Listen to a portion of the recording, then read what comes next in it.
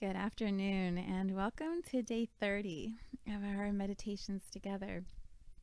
Here we are. It is Friday, middle of April, gorgeous and sunny outside, blue skies, and there is just this deep satisfaction inside of me that an intention that I set, I followed through on, and honestly, I feel like it has been one of the most beautiful adventures in my life. Like, just fun, so much fun to create and to push myself to grow and stretch.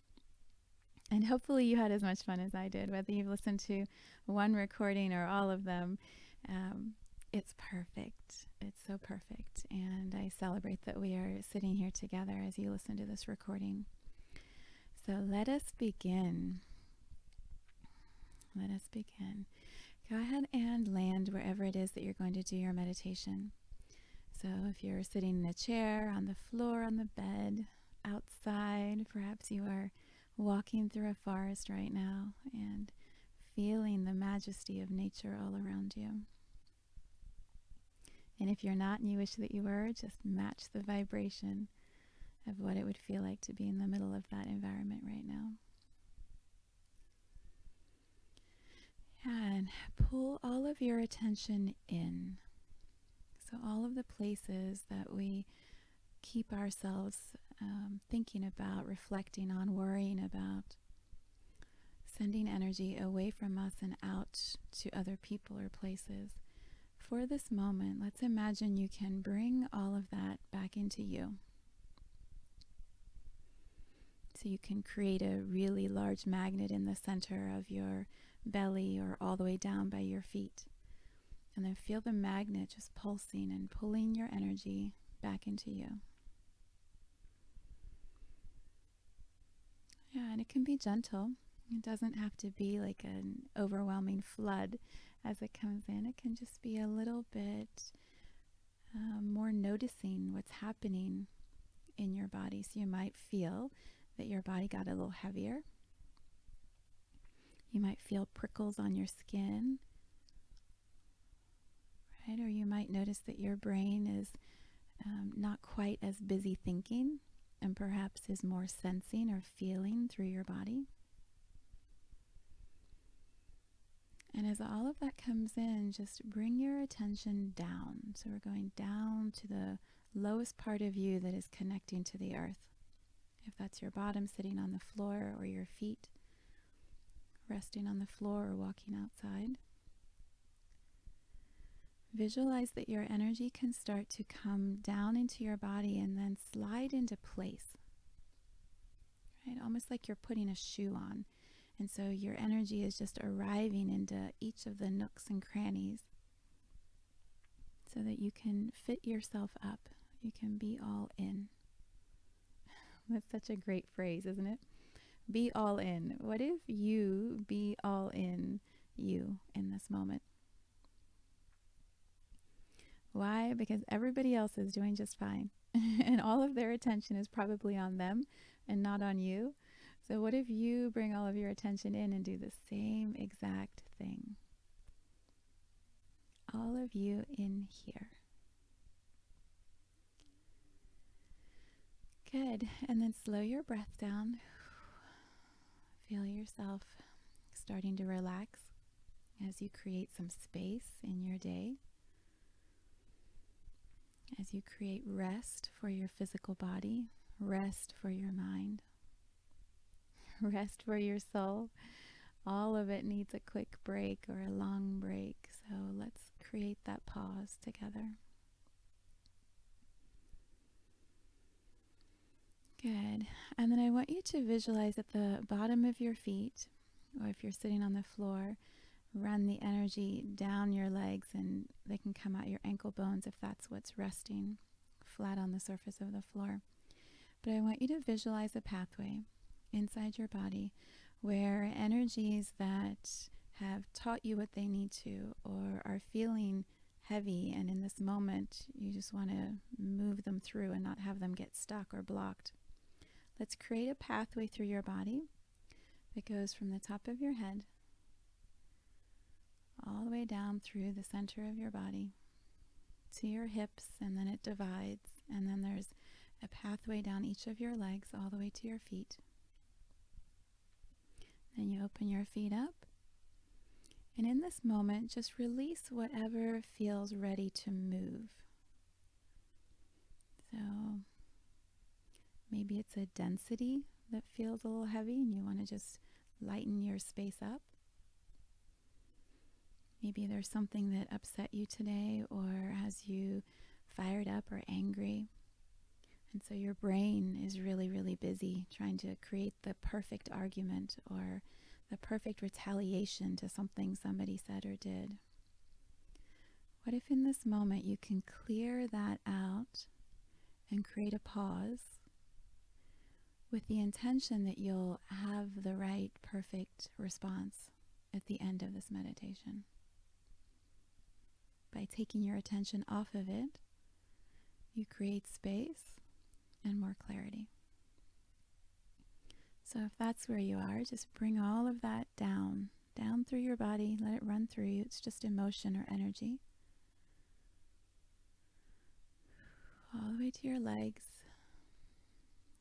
Yeah, sometimes it moves fast. Other times it's like molasses. It's sticky, right? Like honey, and it won't move.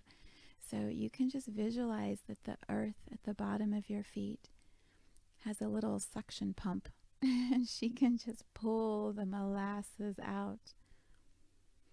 I don't know if you've ever seen maple syrup when it's harvested, but they stick this, I don't even know what you call all those pieces, but they stick this thing into the tree trunk and then the sap drips out and it's slow. It's so slow.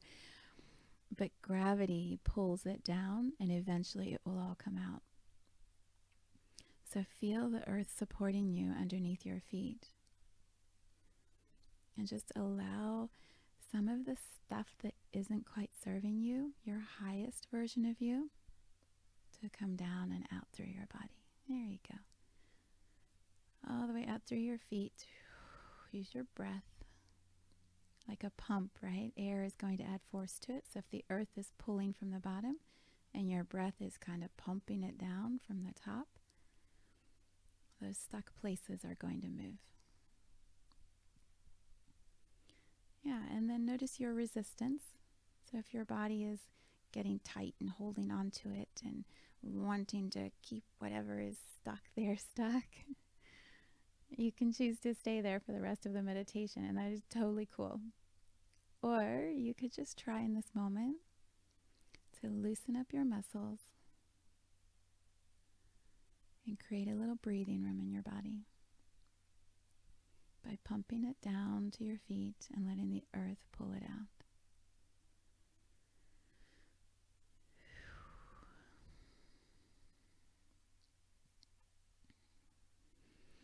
Good. Good. So the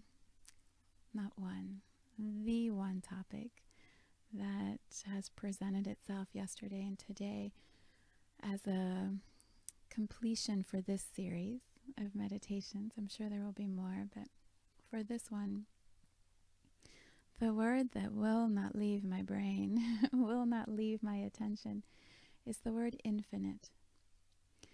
And this morning in my own meditation, I was just asking infinite. Infinite what? Infinite, right? There's so many words you could put after that. And what I kept hearing was infinite perspective. Shifting our perspective, it changes stories in an instant. I think I've used this word perspective many, many times in these meditations, and in this moment, there's a way you can talk about infinite, and I believe you have to start with finite in order to get the comparison or the contrast or understand the expansiveness of infinite. So I looked up a couple science numbers. I'm so not a science person and definitely not a geologist, But I was curious, when we ground, when I say to you, connect into the earth, feel the earth underneath pulling, wanting to absorb the energies that aren't serving you, wanting to purify and recycle and send back something that will rejuvenate you. There's this curiosity in me of how far down could the earth actually take our junk? How far down can our roots actually go before we would hit the center of the earth, and then what? And so I looked up a couple numbers, and it's fascinating to me. So I'd like this to be something you try energetically. So plant your feet on the floor. If you're cross-legged right now, you might actually want to turn your feet so you can dig the soles into the ground. And energetically feel the vibration of this. So it's going to be a feeling in your body. It's not a knowing with logic or numbers, but I'm going to use numbers to show contrast. So let's feel if your feet drop roots that go 1 foot underneath the earth's surface. Feel that. Yeah, it's like you could just lift your foot up and nothing, right? Feel 10 feet down. So that's taller than the average person, double my height. So drop 10 feet down. And you might feel a little tug somewhere in your body. For me, I felt it actually in my shoulders. All right, drop 100 feet down. So imagine the roots from your feet go underneath the earth. No matter what level of building you're on, just tap right in as if you're standing on the earth's surface. So feel 100 feet down. Yes, what I noticed instantly is it got quieter in my mind. Yeah. See if you notice anything in your body. For some of you, 100 feet down might be really pulling at your body and feel super intense. If you're not used to grounding, 100 feet down is a lot of rooting in this moment. So if this feels like enough for you, just stay here, feel this, right? All right, so let's drop if you want to go further. Let's feel your roots go 1,000 feet underneath the earth. Yeah, more intense, right? You might feel it as your legs or your knees are tightening up. The muscles are getting a little locked up.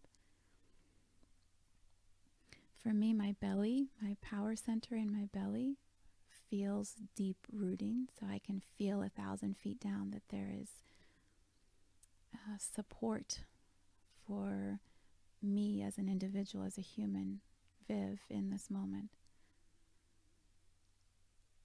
All right, then let's try 5. We did 1,000, right? Let's try 1 mile down. 1 mile down underneath the earth's surface. The roots from the bottom of your feet are going to go 1 mile down. It might take a moment. So just feel it in your body if you choose to. It's not a head thing. Yeah, right about there is where I feel like, okay, so there's pressure in my shoulders. My belly isn't as tight, but I can feel myself kind of leaning deeper towards the earth. Okay, so in this moment, if you want, you can just relax your body and you can release anything that wants to move down those roots 1 mile down. So that is rooting, going down. Some of the numbers I looked up, I was curious, where is the deepest hole that's ever been dug into the earth? So how far down into the earth has anyone actually measured or experienced in a real sense? And apparently the Russians in Siberia have a hole that is 7.5 miles into the earth's surface. I know, right? So match the vibration of that if you want. 7.5 miles down. Yeah, that's way down, right? Okay. The center of the earth is 4,000 miles down. Can you even imagine? 4,000 miles down. The earth's capacity to hold us, the earth's capacity to recycle toxicity. 4,000 miles to get to the center of the earth. And all of that is untapped energy. It's pure, I don't even know what the geology terms are, pure dirt, pure heat. I don't know what the center of the earth is, but it's clear energy because no one has gone that far in. That's what's sustaining us as a planet. That's the finite numbers to show you how much capacity our earth has to heal itself and us. 4,000 miles, that's, I believe, 6,000 kilometers. Yeah, right? There's the expansiveness. You can feel, for me, it's like a sigh in my body of, oh, we are so safe. We are so solid here. This planet is good. In comparison, the United States from one side of the country to the other is anywhere from 2,600 miles, 2,600, to about 3,200 miles. The width of the United States, turn it sideways, send it down to the center of the earth, and you're still not there. Yeah, hang in there with me. These are a lot of numbers, but I'm trying to show you finite so we can get a glimpse of infinite. In comparison, if you were to go from the earth to the moon, it would be 238,000 miles. If you were to go from the earth to the sun, 92 million miles. Yeah, these numbers are dramatic. So in this moment, release anything that's ready to move down into the earth because she can completely take it for us. And then we're going to switch gears for a moment and start to look at infinite. Right? These are finite. These are numbers you can somehow sort of wrap your mind around and put your fingers on and draw comparisons against. So to try to show you the difference between finite and infinite, there's how would I describe it? I think a good way to look at that is to look at contrast, right? The contrast between finite and infinite. There's also this contrast between shadow and light. So there was a photograph that I saw on Facebook this week. I'll see if I can find it and put it in the comments, but it showed a picture from somewhere up pretty high in the skies of these camels that were walking in a desert in Egypt. And when you looked at the picture, you could see these black shapes, and there were lots of them, and they were clearly camels, you could tell. And then the description in the photograph said, look closely at the picture. And when you do that, when you go in closer and you see the detail of the photographs, the black that you're seeing in the picture isn't a camel, it's the shadow of the camel. It's the reflection. As the sun hits the camel, it creates a shadow, and that is what you see from up high. And when you zoom in closer, there's actually this tiny white little line that is the camel, and the shadow is, oh gosh, I don't know, maybe 5 or 10 times the size of the actual camel when you're looking at it from above. And I was so drawn to that because there's this way that we believe that our shadows are so big, right? We try to put these, it's easier for us to claim the shadow than it is for us to claim the light. And so we believe that we have all these things that are wrong with us, all these broken parts, all these stories of damage and destruction and wounding. And so we have this big reflection around us of all the places that we are darkness or hold darkness, or, yeah, I hope I'm saying that right. And yet, if you took one of those camels away, or you took the light away that's shining down on the camel, you wouldn't get the shadow. You wouldn't see it. There would be no shadow. And that to me is like the perfect contrast of finite and infinite. When I did a Google search, I asked, um, there's this way to ask the question about light. So light travels forever, right? So can you measure light, or is light infinite? And I got tons of answers with all kinds of science. And then I typed in, is shadow infinite?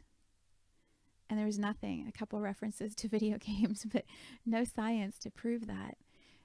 And that is it's so hard to put all this into words, but that is the feeling I want to share with you. We believe that we can put our hands around our shadow and hold it tight and keep it here, and that it's going to protect us. And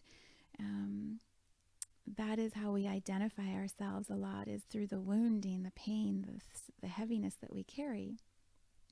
And yet, it doesn't last. The shadow disappears. The shadow can be sent through our body down into the ground to be recycled by the earth and brought back up as light. We need the shadow. It teaches us, it molds us, it shows us contrast, right? You wouldn't have seen those camels from above if you didn't have the reflection that created that shadow. But the true nature of every soul is the light that is inside them. Light shines infinitely. It goes into space. Light travels beyond this dimension, this known finite planet that we can put numbers and hands around. Light goes beyond that. Just like the sun sends us light and it comes into our planet, there's this infinite perspective that is brought by light. And so when we sit and we hold on to our shadow and wrap it up tight and identify ourselves in that way, and use it as a shield, as a way to block and protect and hold in, it starts to cover our light. It covers the love and the beauty that is inherent in every single individual, in every single soul. And we forget ourselves what that is. And others can't see through our shadow to help us. I mean, I believe everyone can see light in other people, but for some of us, we hold that shadow really, really tight. And then it's hard for other people to see the light in us, and they write us off as a shadow, or as someone who's heavy or dark or grumpy, or whatever the words are you want to put to it. And so sometimes it's really scary to let go of the known, to let go of the familiar and the comfortable and the finite that we can put our hands on. Right? It's scary to think that you could drop roots that could actually go 4,000 miles into the earth. Right? It's even scarier to think, to know, to believe that you could be this light that can shine infinitely, infinitely into space, right? That your soul has this infinite gift to bring to our world. It's so much easier to believe the yucky things about ourselves, the things that we're ashamed of or don't really want other people to know. Like, we believe those are true. And then when someone tries to reflect to us, what a gift you are, or what joy you bring, or how kindly you spoke to that person or treated that child or older person, we brush it off. We can't just accept that reflection and say, thank you. Thank you for seeing what is good in me, or what is kind in me.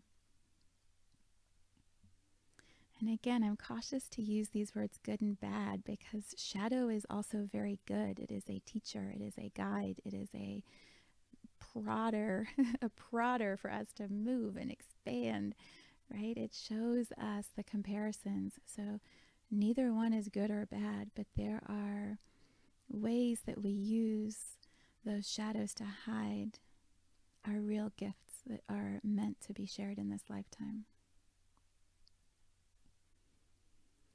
So what if in this moment you can feel how tightly you're pulling that wrap around yourself? You don't have to change, but what if you could just loosen it a little bit? Yeah, if it feels intense, just run that energy down and out through your feet into those roots, big roots down into the earth. And what if you could look inside you? Not anybody else. This isn't about them. This is about you. What if you look inside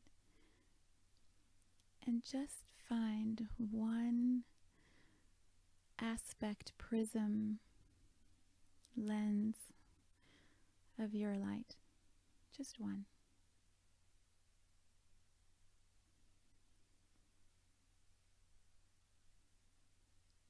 It'll be different than everybody else's, but what's one gift, one light that you know is yours? And if it's yours and you can see it and feel it, it's meant to be shared with the world in some way. So you don't have to share it right now. You don't have to change or do anything right now. But what if you can just identify that light? Yeah, any resistance to seeing it or wanting to ignore or doubt it, just run all that. That's just your mind trying to keep you safe. Run that resistance down through your legs, all the way to your feet and out into the earth.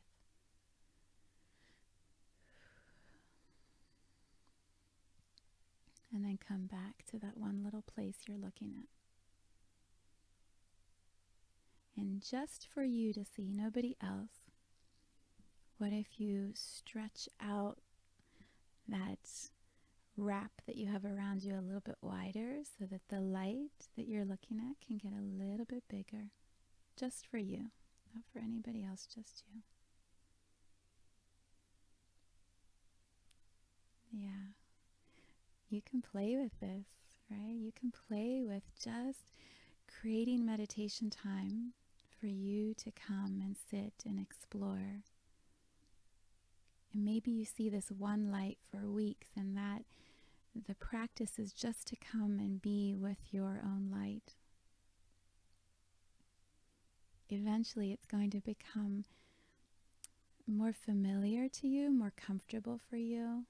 It'll feel more like yours, like you'll know it's your gift. And eventually you'll know what you want to do with that. And maybe you'll come into this quiet space inside of you and you'll find another piece or aspect or lens that you didn't know was yours. I know, because you have so many of them. You have so many of these aspects of your soul. And we just have forgotten because we have. And what if you can just start to remember? Yeah, for me it's taken a while to create the practice, to sit down and meditate, and then create the space to keep coming and identifying what's mine. How would it even manifest itself or create itself in this world? And what do I do with it? And each time I come into my own meditation space, more and more is clarified. More and more light is coming in. And what I can tell you, because I sit here and I feel and I know, there is an infinite perspective that you will step into when you allow yourself to see what your light is inside of you. An infinite perspective. And your life will just become more, more, more, more. And that is what my heart most wants for each of you.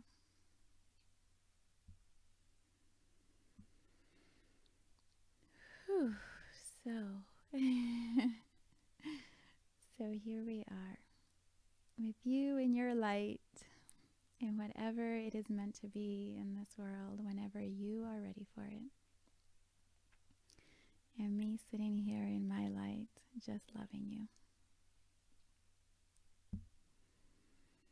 Thank you. Thank you for this journey together. And I am sure we will continue to play in many ways. Oh, yeah, you can stay here and explore. You can complete for the moment.